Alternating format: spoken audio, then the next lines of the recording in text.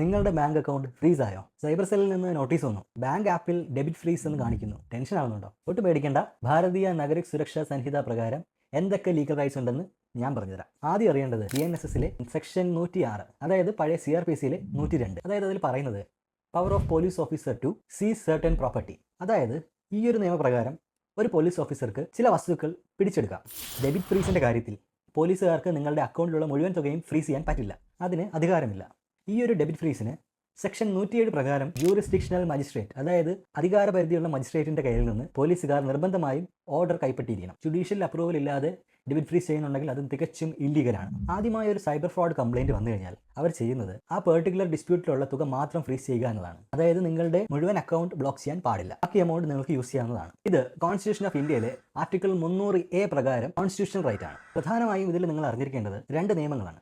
Police നിങ്ങളുടെ debit freeze ആക്കുന്നുണ്ടെങ്കിൽ section 106(3) പ്രകാരം BNSS ഉടൻ തന്നെ മജിസ്ട്രേറ്റിനെ അറിയിക്കണം. അതുകൊണ്ട് തന്നെ അത് കോർട്ടിൽ റിപ്പോർട്ട് ചെയ്യപ്പെട്ടിട്ടില്ല എന്നുണ്ടെങ്കിൽ അത് ഇല്ലീഗലാണ്. ആ ഫ്രീസ് നിലനിൽക്കില്ല. രണ്ടാമതായി ശ്രദ്ധിക്കാനുള്ള കാര്യം, ബാങ്ക് സ്വന്തമായി സസ്പെക്ട് ചെയ്താണ് നിങ്ങളുടെ ബാങ്ക് അക്കൗണ്ട് ഫ്രീസ് ചെയ്തിട്ടുള്ളതെങ്കിൽ 3 മാസമായിട്ടും പോലീസിൽ നിന്നോ അല്ലെങ്കിൽ സൈബർ സെല്ലിൽ നിന്നോ ഒരു റിക്വസിഷനും ഉണ്ടാവാത്ത പക്ഷം നിങ്ങളുടെ ബാങ്ക് ആ ഫ്രീസ് നിർബന്ധമായും മാറ്റിയിരിക്കണം. ഇല്ലെങ്കിൽ അത് ഇല്ലീഗലാണ്. ഇനി ഇങ്ങനെ ഒരു ഫ്രീസ് വന്നു കഴിഞ്ഞാൽ നിങ്ങൾ ആദ്യം എന്താണ് ചെയ്യേണ്ടതെന്ന് നോക്കാം. ആദ്യം നിങ്ങൾ നിങ്ങളുടെ ബാങ്കിൽ ചെല്ലുക. എന്നിട്ട് ഇത് ബാങ്ക് സ്വന്തമായി ഡെബിറ്റ് ഫ്രീസ് ചെയ്തതാണോ അതോ ഇനി പോലീസ് അല്ലെങ്കിൽ സൈബർ സെല്ല് പറഞ്ഞ പ്രകാരം റിക്വസിഷൻ ആണോ എന്നുള്ളത് ഉറപ്പുവരുത്തുക. പോലീസ് അല്ലെങ്കിൽ സൈബർ സെൽ രജിസ്റ്റർ ചെയ്ത കംപ്ലൈൻറ്റ് പ്രകാരമാണ് ഈ ഫ്രീസ് എങ്കിൽ ബാങ്കിൽ നിന്നും 14 ഡിജിറ്റ് കംപ്ലൈൻറ്റ് നമ്പർ മേടിക്കുക. ഒപ്പം തന്നെ ട്രാൻസാക്ഷൻ ഡീറ്റെയിൽസും ചോദിക്കുക. ഇനി അടുത്ത സ്റ്റെപ്പാണ് പ്രധാനമായിട്ടുള്ളത്.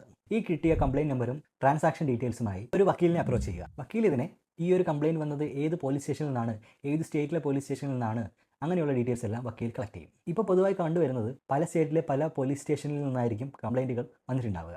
ഇനി നിങ്ങളുടെ വക്കീൽ ചെയ്യാൻ പോകുന്നത് എന്താണെന്ന് വെച്ച് കഴിഞ്ഞാൽ BNSS പ്രകാരം ജൂറിസ്ഡിക്ഷണൽ മജിസ്ട്രേറ്റിന് അല്ലെങ്കിൽ ഹൈക്കോടതിയിൽ ഒരു പെറ്റീഷൻ ഫയൽ ചെയ്യും. ആ ഒരു ട്രാൻസാക്ഷൻ നിങ്ങളുടെ അറിവോടുകൂടി നടന്നതല്ല എന്നുണ്ടെങ്കിൽ, അല്ലെങ്കിൽ അതിലൊരു ക്രിമിനൽ ആക്ടിവിറ്റി ഇല്ലാത്ത പക്ഷം കോടതിയിൽ നിന്ന് നിങ്ങൾക്ക് ഡീഫ്രീസ് ചെയ്യാനുള്ള ഒരു ഓർഡർ ലഭിക്കും.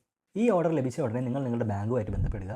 ബാങ്ക് ഉടനടി തന്നെ നിങ്ങളുടെ അക്കൗണ്ട് ഡീഫ്രീസ് ചെയ്തു തരുന്നതാണ്. ഈ ഒരു ഇഷ്യൂ നിങ്ങൾക്കല്ലെങ്കിൽ നിങ്ങൾക്കറിയാവുന്ന ആർക്ക് വേണോ സംഭവിക്കാം. സോ ഈ വീഡിയോ ഫ്രണ്ട്സിനും ഫാമിലിക്കും ഷെയർ ചെയ്യുക.